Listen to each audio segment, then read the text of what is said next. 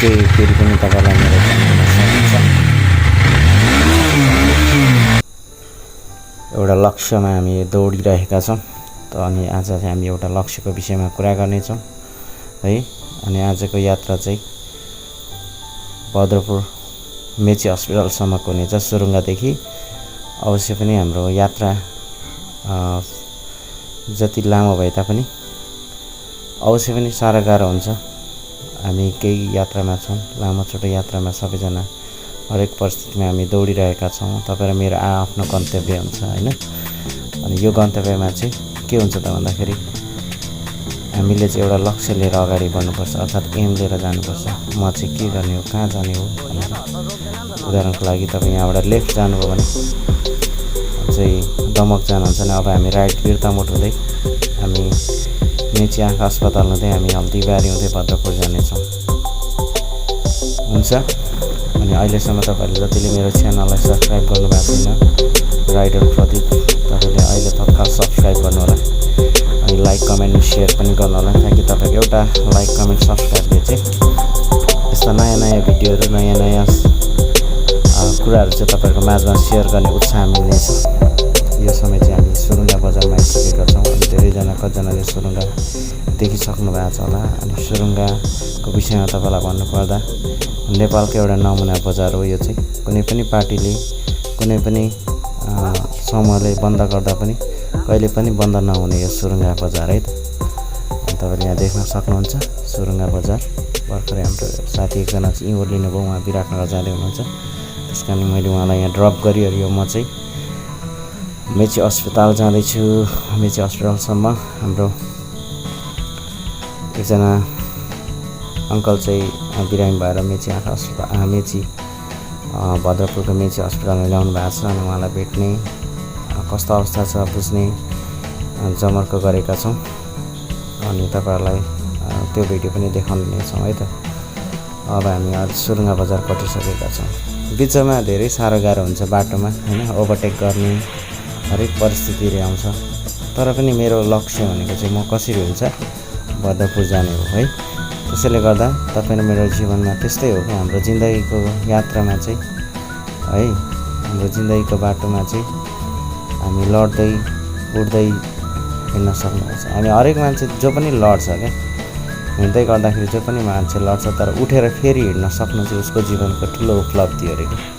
तपाईँ र मेरो जीवनमा कतिवटा एउटा लक्ष्य लिएर, पढाइको लक्ष्यले कुरा गर्ने भने एउटा पढाइको लक्ष्य लिएर हामी हिँडिरहेको हुन्छौँ होला होइन। बिचमा दाग लाग्यो भने, स्टार लाग्यो भने हामी त्यतिकै छोड्नु भने चाहिँ हामी चाहिँ के भयो त, हामी चाहिँ फेल खायौँ क्या। त्यस कारणले गर्दाखेरि हामीले चाहिँ उठ्न चाहिँ सिक्नु पऱ्यो। तपाईँ र म चाहिँ उठ्न जान्नु पऱ्यो। एउटा असल लक्ष्य लिएर चाहिँ उठ्नु पऱ्यो होइन। त्यो उठेको कारणले गर्दा मात्र हामी फेरि हिँड्न सक्छौँ क्या। त्यस कारणले गर्दा हामी चाहिँ हरेक परिस्थितिमा अगाडि बढ्नुपर्छ। मान्छेले भन्छ नि होइन, बाइकमा हिँड्दाखेरि एक्सिडेन्ट हुने डर हुन्छ, गाडीमा सुरक्षित हुन्छ, तर उसको जीवनमा अवश्य पनि यो ठाउँ हेर्नुहुन्छ भने यो एकदमै बाइकमा हिँड्नु एकदम असुरक्षितै महसुस हो। तर पनि हामीले जोखिम वहन गरेर एउटा लक्ष्य लिएर चाहिँ अगाडि बढ्नुपर्छ, ताकि हामी चाहिँ हाम्रो असल लक्ष्यमा चाहिँ पुग्न सकौँ क्या।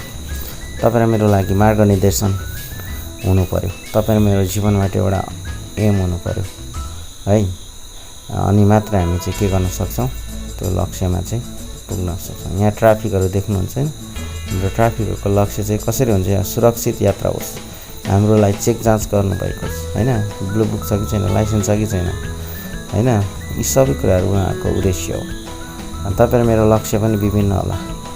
पावलले भनेको छ है, म चाहिँ हावामा मुक्का हान्दिनँ क्या। त्यसको मतलब चाहिँ के हो त भन्दाखेरि चाहिँ धर्मशास्त्र बाइबलमा भनेको कुरा चाहिँ पावलले जुन एउटा यात्रामा, सुसमाचारको यात्रामा हिँडे, उसले जुन प्रकारको एउटा डिसाइपल मेकिङमा गए, उसले जुन प्रकारको मण्डली स्थापना गर्दै प्रभुको काम गरे, उसले चाहिँ एउटा हावामा उसले चाहिँ कहिले पनि मुक्का हानेन भन्नु खोजेको चाहिँ त्यत्तिकै उसले चाहिँ आफ्नो यात्रालाई अगाडि बढाएन। उसको जीवनको त्यत्रो महत्त्वपूर्ण कुराहरू होइन, उसको जीवनको हरेक परिस्थितिमा पनि उसले चाहिँ के गरे त, अगाडि बढे। किनभने उसले चाहिँ येशूलाई देखेको थियो, प्रत्यक्ष येशूलाई भेटेको थियो। उसले चाहिँ क्रिस्चियनहरूलाई सताउने क्रममा ख्रीष्ट येशू नै स्वयं उसको माझमा देखा पर्नु भएर चाहिँ उसलाई चाहिँ एउटा निर्देशन दिनुभएको थियो क्या, उसलाई चाहिँ एउटा भिजन दिनुभएको थियो है। अनि त्यो भिजनको कारणले गर्दाखेरि उसको जीवनमा धेरै क्रिस्चियनहरूले अक्रिस्चियनहरूले पछि गएर कुरा काट्ने हरेक किसिमको समस्याहरू आयो उसको जीवनमा। तर पनि उसले चाहिँ कहिले पनि आफ्नो उद्देश्यलाई चाहिँ बिर्सेन, जसको कारणले गर्दाखेरि चाहिँ उसले प्रभुका जनहरूलाई निर्माण गर्ने, मण्डली स्थापना गर्ने एउटा असल उद्देश्यमा अगाडि बढ्न सके। अनि उसले भन्न सक्यो कि मैले मेरो दौड चाहिँ सकेको छु, पुरा गरेको छु भनेको आफ्नो जिम्मेवारी उसले चाहिँ अवश्य पनि पुरा गरिसकेको छ। त्यस्तै तपाईँ र मेरो जीवनमा चाहिँ यस संसारमा के होला आज विचार गरौँ होइन।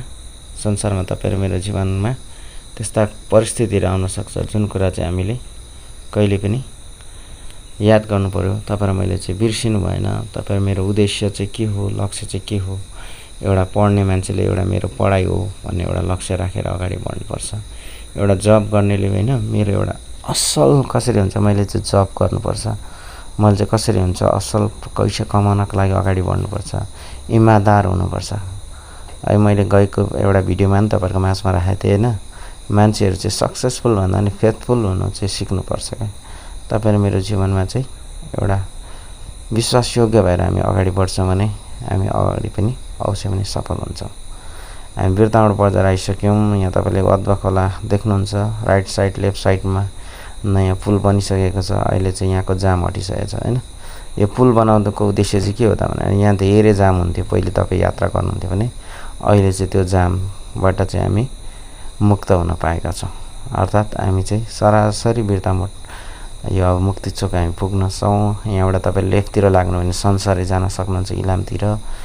अब यो मुक्ति चोकबाट तपाईँ सिधै हामी गयौँ भने चाहिँ बुट्टाबारी चाराली हुँदै हामी धुलारी काँकरभिट्टा पुग्न सक्छौँ। नेपालको इन्डियाको बोर्डर मेची पुल पुग्न सक्छौँ यहाँबाट हामी सिधा गयौँ भने। तर अब हामी चाहिँ यहाँबाट राइट लाग्नेछौँ है त। अनि अब हामी जब यहाँबाट राइट लाग्छौँ हामी भद्रपुर रोड हुँदै, यो चाहिँ मुक्ति चोक है त गाइस। अनि यहाँबाट चाहिँ हामी अब राइट साइड लाग्नेछौँ बिस्तारै। एकदमै यस्तो ठाउँमा त हामी होसियारी नै हुनुपर्छ होइन, पर्खिनु पऱ्यो अनि हामी आफ्नो नियममा हिँड्नु पऱ्यो। यहाँबाट हामी राइट लाग्यो भने चाहिँ यहाँबाट लेफ्टतिर संसारै हो। अनि अब सिधै गयो भने चाहिँ के हुन्छ त काँकरभिट्टा आउनेछ।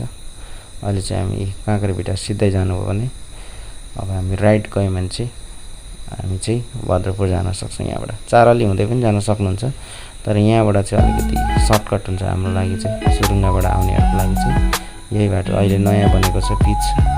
पहिले तपाईँले यो बाटो पस्ने बित्तिकै यति दिक्दार लाग्थ्यो होइन। यो भद्रपुर रोड चाहिँ कहिले बन्छ भनेर हामी गनगन गर्दै हिँड्थ्यौँ। अहिले चाहिँ एकदम सफा भइसकेको छ। मेची आँखा अस्पतालदेखि पनि परसम्म ओहो साइकल यात्रीहरू बाटो क्रस गर्दै हुनुहुन्छ। यस्तै हो क्या हाम्रो जीवनको यात्रामा चाहिँ के हुन्छ, यस्तो बिचमा चाहिँ हरेक कठिनाइ आइपर्छ। यसरी कहिले कहिले अटो साइडमा लाग्दिन्छ, कहिले कहिले त ठोकेला जस्तो हुन्छ होइन र। अनि हाम्रो जिन्दगीको यात्रामा पनि एउटा लक्ष्य चाहिँ तर छ भने चाहिँ हाम्रो जीवनमा त्यस्ता उतार चढावहरू आउँछ। कहिले सोचेको मान्छेले धोका दिइरहेको हुन्छ, आश गरेको ठाउँबाट हामीले जुन आशा गरेका हुन्छौँ त्यो कुरा प्राप्त गर्न सक्दैनौँ।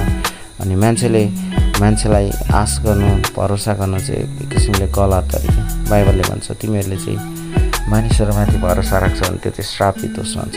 त्यसैले गर्दा हामी चाहिँ गड परमेश्वरमा चाहिँ हामी ख्रीष्ट येशूमा चाहिँ हामी भरोसा राख्छौँ भने उहाँले भन्नुहुन्छ आफ्नो सारा मार्गमा चाहिँ उहाँलाई सम्झी, उहाँले तेरो मार्गहरू चाहिँ सोझो तुल्याइदिनुहुन्छ। हितोपदेशमा हामीले हेऱ्यौँ भने त्यो खण्ड देख्न सक्छौँ है। अनि तपाईँ र मेरो जीवनमा चाहिँ उहाँको वचनले चाहिँ मार्गनिर्देशन गर्छ क्या। तपाईँ र मलाई चाहिँ एउटा दर्शन देखाउन सहायता गर्छ। त्यसैले गर्दा हाम्रो जीवनमा लक्ष्य हुन आवश्यक छ भन्न खोजेको है त।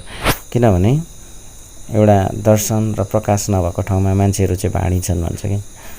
त्यसैले गर्दाखेरि हामीले एउटा उद्देश्य एउटा लक्ष्य लिएर हामी जब अगाडि बढ्छौँ नि हाम्रो जीवनमा त्यस्ता कस्ता कुराहरू आउँछन्। जस्तै हामी योसेफको जीवनमा हेरौँ न होइन, उसले जुन दर्शन देखेको थियो नि, उसले चाहिँ देखेको थियो कि मैले चाहिँ एक दिन परिवारमाथि शासन गर्नेछु। अनि त्यो दर्शन चाहिँ उसले आफ्नो जीवनमा पुरा भयो। उसको जीवनमा दाजुभाइले उसलाई मार्न खोजे, मैदानीहरूको द्वारा बेचिन गए। ऊ चाहिँ लास्टमा मिश्रमा ऊ पोतिफरको घरमा मिश्रमा चाहिँ ऊ बेचिन पुग्यो होइन। उसको जीवनमा त्यस्तो परिस्थिति आयो होइन, कठिन आयो। त्यति मात्र नभएर एकदम माया गरेको पोतिफरको घरमा ऊ जब एउटा रेखदेख गर्ने मान्छे भइरहेको थियो, तर उसकै श्रीमतीले उसलाई चाहिँ दोष देखाइदिए, उसलाई चाहिँ शारीरिक सम्बन्ध गर्नको लागि अनुरोध गरे, अर्थात् उसलाई चाहिँ जबरजस्ती गरे। तर पनि उसले चाहिँ मेरो लक्ष्य, मेरो उद्देश्य, म चाहिँ प्रभुको साथमा छु भनेर एउटा निश्चयता थियो क्या उसकोमा चाहिँ, परमेश्वरसँगको उपस्थिति थियो क्या उसमा चाहिँ, जसको कारणले उसले त्यो कुरालाई इन्कार गरेर ऊ बरु जेलमा जान तयार भए। तर पनि तपाईँलाई मलाई परमेश्वरले जुन उद्देश्यको लागि बनाउनु भएको त्यसको लागि चाहिँ हामी तयार छौँ भने उहाँले हामीलाई उठाउनुहुन्छ क्या। हामी लडे तापनि हामीलाई उठाउनुहुन्छ। उसलाई चाहिँ जेलखानाबाट नै फेरि परिवर्तन गर्नुभयो परमेश्वरले चाहिँ, अर्थात् उसलाई फेरि चुन्नुभयो। फारोले एउटा सपना देखे, जुन सपना चाहिँ त्यहाँ मिश्रको राजा भनेको चाहिँ फारो हो। अनि फारोले चाहिँ सपना देखे, अनि त्यो सपना चाहिँ के थियो त भन्दाखेरि चाहिँ सुरुमा चाहिँ एकदम मोटा मोटा पशुहरू 7वटा पशु आए होइन। अनि फेरि त्यसपछि चाहिँ 7वटा त्यस्तो पशुहरू जो चाहिँ खिङ्रिङ्ग होइन चिङ्रिङ्ग भएको अर्थात् लुताहरू थिए। अनि तिनीहरूले चाहिँ आएर ती मोटा मोटा पशुहरूलाई, सप्रेको पशुहरूलाई चाहिँ खाइदिए। कसैले पनि त्यतिखेर त्यो सपनाको अर्थ खोलाउन सकेन क्या। अनि त्यतिखेर विभिन्न व्यक्तिहरूलाई अनुरोध गरेर राजाले सकेन, राजा बेचैन भए। तर त्यतिखेर जुन व्यक्तिले चाहिँ अर्थात् उसको नोकर चाहिँ जेलखानामा हुँदा योसेफले चाहिँ उसको दर्शनको अर्थ खोलिदिएको थियो र ऊ बाँचेको कुरा आयो। त्यस कारणले गर्दाखेरि चाहिँ उसको त्यो नोकरले चाहिँ पोतिफर राजालाई भनेर योसेफलाई चाहिँ फेरि बोलाइ पठायो। अनि योसेफले भने कि अब 7 वर्ष चाहिँ सहकाल हुनेछ, अनि फेरि 7 वर्ष चाहिँ अनिकाल आउनेछ, यही कुरा हो यसको अर्थ। त्यस कारणले गर्दाखेरि अनि राजाले चाहिँ के गरे त भन्दाखेरि फारो राजाले चाहिँ योसेफलाई नै ती सबै कुराको भण्डारे पनि राखे। फारोभन्दा एक स्टेप मात्र मुनि उसलाई चाहिँ भनेपछि हेर्नुहोस् त, उसले जुन सपना दर्शन देखेको थियो नि त्यो चाहिँ उसको जीवनमा पुरा भएर छाड्यो। उसको जीवनमा कति कष्ट आयो होइन। त्यस कारणले गर्दाखेरि हाम्रो जीवनमा पनि त्यस्ता परिस्थितिहरू आउँछन् क्या, कष्टहरू आउँछन्। अहिले हामी हिँड्दैछौँ, यहाँ जेब्रा क्रसिङ छ, हरेक राइटबाट लेफ्टबाट विभिन्न गाडीहरू आउँछन्, तर हामीले चाहिँ एउटा निश्चित दिशामा हामी हेर्न चुक्यौँ भने हामी मिस्टेक भइहाल्छ, अर्थात् हामी चाहिँ ठोकिन पुग्छौँ। त्यसो भन्दै जाँदा सुरुङ्गामा एउटा साइकलसँग म ठोकेको याद आउँछ। सुरुङ्गामा म चाहिँ भर्खर निकै अगाडिको कुरा हो, 3-4 वर्ष अगाडिको कुरा हो। हिँड्दै थिएँ, ठ्याक्कमा चाहिँ पछाडि गाडी आउँदैछ कि अब क्रस गर्नु पर्यो भने हेरेको मात्र थिएँ। अगाडि एउटा साइकल क्रस गरेको रहेछ, मेरो अगाडि ड्याङ्गै ठोक्यो। म लडिसकेपछि मात्र थाहा भयो क्या। अनि बाइबलले पनि भन्छ होइन, एउटा हलो जोत्ने मान्छेले चाहिँ पछाडि हेरेर जोत्दैन अरे, उसले चाहिँ अगाडि हेर्नुपर्छ। अनि तपाईँ र मैले पनि अगाडि हेर्नु पर्यो। पछाडिको कुरालाई हेरेर सिक्ने चाहिँ कुरा हो क्या। पछाडिको कुरालाई हेरेर न्यास्रो भएर हामी के भन्छ त्यसलाई दुःख मानेर हामी चाहिँ फेरि चिन्तित हुने होइन क्या। अनि त्यहाँबाट चाहिँ उठ्नको लागि त्यो चाहिँ हामीलाई सिक्ने एउटा पाटो बन्नु पऱ्यो क्या तपाईँ मेरो जीवनमा है त। त्यस कारणले गर्दा यहाँ हेर्नुहोस् त, अब बाटो अहिले कस्तो आयो। अघिसम्म कति पिच कति राम्रो थियो, अहिले यो बाटो कस्तो अवस्थामा छ। योभन्दा खतरा बाटोहरू पनि छन्, तर बन्दैछन् होइन। एउटा लक्ष्य छ यहाँको जो व्यक्ति हो उसले चाहिँ एउटा लक्ष्य राखिसकेको छ, केही वर्षमा चाहिँ यो बाटो सबै स्पष्ट राम्रो हुनेछ, ठुलो हुनेछ, यस्ता सबै खाल्डाखुल्डी हुनेछ यहाँ। अनि तपाईँले बिचमा देख्न पनि सक्नुहुनेछ, हल्दीबारीदेखि भद्रपुर छेउमा बाटो बनिरहेको, यो पनि पोरपरार अलिअलि भए पनि बनाएको बाटोहरू हो। त्यस्तै हाम्रो जिन्दगीको गोरेटोमा चाहिँ होइन, जिन्दगीको यात्रामा चाहिँ जिन्दगीको गोरेटोमा भन्ने बित्तिकै स्ट्राइडर किरणको त्यो शब्द याद आउँछ। उहाँले चाहिँ जहिले पनि यो शब्द चलाउनुहुन्छ होइन। हाम्रो जिन्दगीको लाइफमा भन्ने एउटा दाइले बिरतामठको एउटा अजय दाइ हो, उहाँले बोल्नुभएको याद छ। म सानो हुँदाखेरि है जिन्दगीको लाइफमा चाहिँ यस्ता कठिनहरू कष्टहरू आउँछन् क्या। अनि तपाईँ र मैले चाहिँ तर के गर्नु पऱ्यो, त्यो माथि विजय हुन सिक्नु पऱ्यो। तपाईँ र म चाहिँ त्यसलाई चाहिँ पन्साएर जान सक्नु पऱ्यो। हाम्रो जीवनमा समस्या आयो भनेर हामी चाहिँ त्यो समस्याबाट भाग्नु हुँदैन अरे कि। तपाईँ र मलाई चाहिँ त्यो समस्याबाट जुधेर त्यो माथि विजय भएर अगाडि बढेको हामी चाहनुपर्छ, अनि मात्र हामी चाहिँ अगाडि बढ्न सक्छौँ। उदाहरणको लागि एउटा रोगमा लागेको मान्छेलाई उसलाई चाहिँ शरीरको रोगले भन्दा कतिवटा मनको रोगले चाहिँ उसलाई धेरै सताइरहेको हुन्छ क्या है त। एउटा मान्छेलाई चाहिँ के हुन्छ त भन्दाखेरि चाहिँ धेरैभन्दा धेरै पटक चाहिँ एउटा रिसर्च गरे अनुसार चाहिँ उनीहरूलाई चाहिँ वनको बाघले होइन तर मनको बाघले चाहिँ खाइरहेको हुन्छ अरे क्या। त्यस कारण हामी अब होसियार हुनुपर्छ। ओहो हो हेर्नुहोस् त अटो कसरी अगाडि ठ्याक्कै क्रस गरिदियो, पछाडि हेर्न छैन होइन। यस्ता कष्टहरू आउँछन् क्या। हामीले चाहिँ कन्ट्रोल गरेर हामीले चाहिँ ब्रेक लाउँदै अगाडि बढ्नुपर्छ बाइकलाई। भने हाम्रो जीवनमा पनि मेरो अधिकारको कुरा म भनेर हामी अगाडि जिउन खोज्यौँ भने हाम्रो जिन्दगीमा कहिले पनि हामी चाहिँ लडिहाल्छौँ क्या। सम्हालिनु सिक्नु पऱ्यो। हामीले चाहिँ आफूलाई चाहिँ एउटा असल प्रकारले अगाडि लानु पऱ्यो। हुनु त हो मेरो अधिकार, त्यहाँ मैले ठोक्नु हो भने चाहिँ त्यो अटोले मेरो लागि बिहोर्नु पर्थ्यो, खर्च पर्थ्यो। तर मैले आफैलाई कन्ट्रोल गरेर चाहिँ दुर्घटना हुनबाट बचाउनु पऱ्यो नि होइन। त्यस कारणले गर्दा दुर्घटना कहिले पनि एकतर्फी हुँदैन अरे होइन, दुईतर्फीबाट हुन्छ नि त। त्यस्तै हो हाम्रो जीवनको यात्रा चाहिँ। त्यस कारणले गर्दा आज तपाईँ र म चाहिँ अहिले चाहिँ हामी चन्द्रगढी आइसक्यौँ। यहाँ लेफ्टतिर एउटा ब्याङ्क देख्नुहुन्छ, त्यहाँबाट लेफ्ट सिधै जानुभयो भने तपाईँ चाराले निस्किनुहुन्छ। अब हामी अलिकति अगाडि जान्छौँ है त। अनि यहाँबाट तपाईँ एउटा गेट देख्नुहुनेछ। अब गेट आउँदैछ। यहाँबाट मास्तिर लेफ्टतिर लाग्नु भने चाहिँ सरकारी कार्यालयहरू छ, शिक्षा मन्त्रालय, पासपोर्ट बनाउने, नागरिकता बनाउने। यो गेटबाट हामी लेफ्टतिर गयो भने चाहिँ र यहाँ अगाडि चाहिँ तपाईँले एउटा रङ्गाशाला देख्न सक्नुहुन्छ। धेरै पटक फुटबल टुर्नामेन्टहरू चाहिँ भइरहन्छ राइट साइडमा। यहाँनिर तपाईँले एउटा गेट देख्नुहुन्छ। यहाँनिर चाहिँ फुटबल गेम हुन्छ। ओके, हामी चाहिँ लगभग मेची हस्पिटल आइसक्यौँ। अनि हाम्रो अङ्कल चाहिँ रेस्ट गरिरहनु भएको छ। अनि उहाँलाई चाहिँ ज्वरो आएर न्युमोनिया भएको भन्ने कुरा थाहा भइसकेको छ।